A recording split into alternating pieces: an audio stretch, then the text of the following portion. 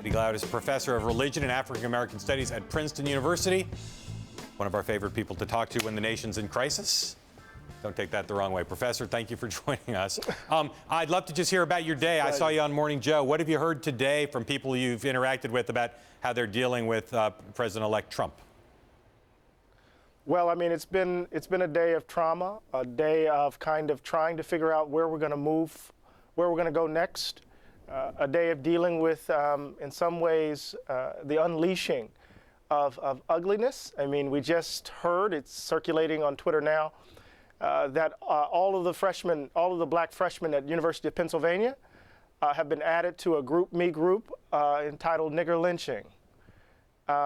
So people are trying to make sense of this and trying to figure out how they're going to stay safe and how they're going to respond. So it's still as tense as it was on Election Day. Eddie, you know, we've talked on the show already about everybody who we've talked to so far, including us here, think that Donald Trump needs to address this and address it in a constructive way if he has any hope of healing the country and being a successful president. What if he doesn't? You know, in the past, as a candidate, we often called on him to denounce anti-Semites, anti-Semitic tweets. He never did. Never distanced himself from some of the uglier elements of his constituency. So what happens if he just says, you know, I'm not going to do anything about this, not my problem?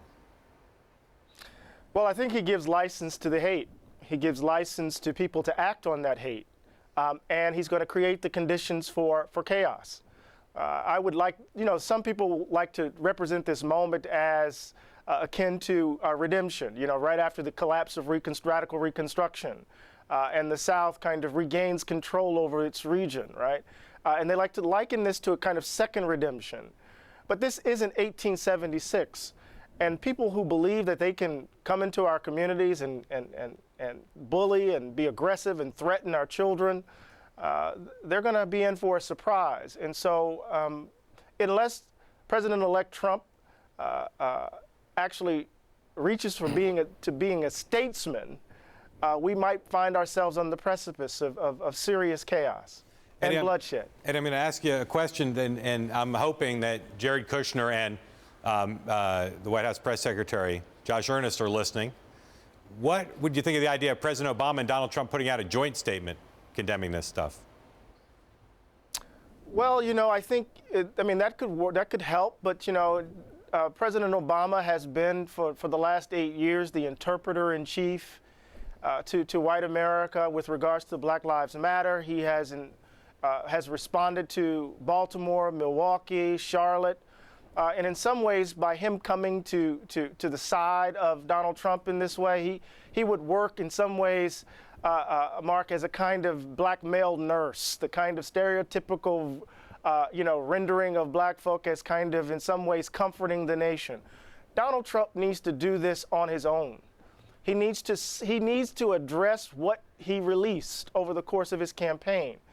And, you know, the kind of aspirational claims that many people are making that perhaps he will turn a corner, that he will be presidential, that he will govern all America. The only evidence we have before us right now is that he was the candidate who declared a ban on Muslims. He was the candidate who called undocumented workers rapists and criminals. He was the guy who in some ways sanctioned violence at his rallies. He was the guy who in some ways let the genie out of the bottle and sanctioned all of this ugliness we're seeing now. He has to do it, and he has to do it alone, Mark. Okay.